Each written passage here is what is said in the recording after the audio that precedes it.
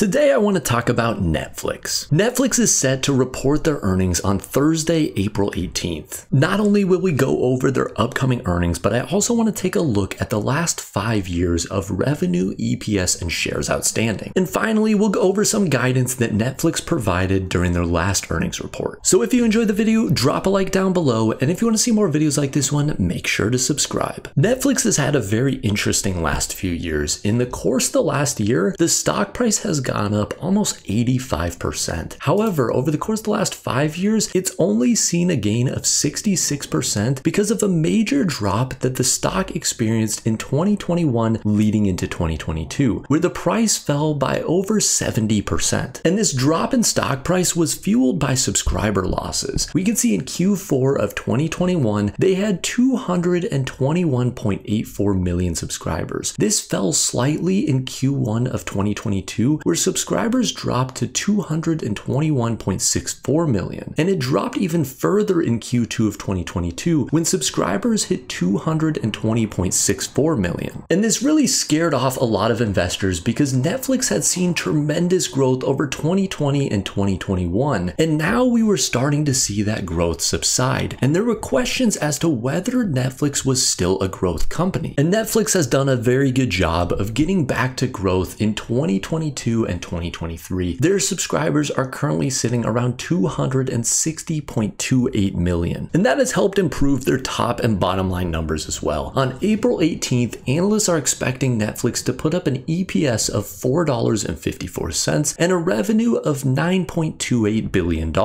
And Yahoo Finance echoes very similar numbers for their EPS. We can see that the average EPS estimate on Yahoo Finance is $4.51. The low is $4.41, and the high estimate is $4.73. A year ago, Netflix only put up $2.88, so this is tremendous growth year over year from Netflix. And revenue estimates are very nice as well for Netflix. The average revenue estimate here on Yahoo Finance is $9.27 billion. That is up from a year ago where they put up $8.16 billion, which is 13.6% growth projected year over year. And honestly, 13% growth year over year is a very solid number. Putting up 20-25% is really not going to be feasible for a company of Netflix's size. They've built out so many subscribers and grown so much that it becomes increasingly more difficult to grow your top and bottom line numbers. However, 10 to 15% is still very solid for a company like Netflix. And Netflix has done a very good job of growing over the course of the last 5 years. We can see at the beginning of 2019, they were putting up around $16.6 billion of revenue. That has since increased to $33.7 billion of revenue, over double what they were putting up 5 years ago. However, as I just mentioned, as the company gets bigger and bigger, it becomes more difficult for them to grow. Back in 2019 and 2020, they were growing anywhere from 20 to 30%. However, more recently, we have seen those numbers fall into the single digits. Part of that does have to do with the fact that the company is now focused primarily on profitability. We can see a clear change in their business model at the end of 2020 when they began focusing more on profitability. Back 5 years ago, they were bringing in around $2.80 of trailing 12-month EPS. However, here today, they are bringing in about $12 of trailing 12-month EPS. And this is a stage that every business ultimately needs to get to, where they can prove out that the business model that they have created is a profitable long-term business model. And that's what we're seeing over the course of the last 2 to 3 years from Netflix. And as companies go through this cycle, they tend to focus on buybacks as well. Here we can see Netflix's shares outstanding. They were actually increasing their shares outstanding all the way to a peak in 2021. However, since then, they've actually had a focus on buybacks and have decreased their shares outstanding over the course of the last few years. The only concern that I have with Netflix is around valuation. Oftentimes when companies shift from a growth mindset to a more profit-focused mindset, the valuation tends to come down because valuation reflects how much a company is growing. Right now, Netflix is trading at a forward P ratio of 36.1, and this is about the highest we have seen over the course of the last year. And Netflix is even aware of this situation. In their previous quarter, they forecast Q1 revenue to come in at 13% growth year over year. However, they're also expecting paid net additions to be down sequentially. They state that this is reflecting typical seasonality as well as some likely pull forward from a strong Q4 2023 performance. So right now, subscriber growth for Netflix is fairly strong. However, we saw in 2021 and 2022 what investors would do to the stock if it stopped growing their subscribers. And that is the valuation dropping all the way down to a PE ratio of about a 15 to 20. And that is probably an overcorrection by these investors. I think that Netflix should be trading probably around a 25 to 30 because they do still have a fairly good amount of growth. But with that said, right now with the forward P ratio trading around 36, it's probably slightly on the overvalued side. And ultimately, that doesn't mean that the stock will fall in price. Right now, analysts on Yahoo Finance have an average price target of $622. That is in line with where the current stock price is. So what we could ultimately see over the next 1 to 2 years, if subscriber growth subsides, we could see Netflix trade sideways and basically not see the gain that we have seen over the course of the last year. Personally, I do not own any shares of Netflix, and I never actually have. It would have been nice to buy back in July of 2022. However, Netflix is a company that I've always kind of just paid attention to in the background. I've never seriously looked to buy any shares, and that mainly has to do with their dependence on subscribers and subscriber growth. I don't love companies that really have investor bases that are focused on one metric and making sure that that metric grows. I think that that can be detrimental to an investor, especially because of the amount of volatility you can see from those types of companies. But keep in mind, do not buy a company just because some random guy on YouTube talked about it. Make sure you are doing your own research and looking into companies that meet your risk tolerance as well as your time horizon. With all of that said, I hope you enjoyed the video. If you did, drop a like down below. And if you want to see more videos like this one, make sure to subscribe. And as always, guys, have a wonderful rest of your day. And for the joke of the day, when does a joke become a dad joke? Check the comments down below for the answer. Thanks for watching, guys.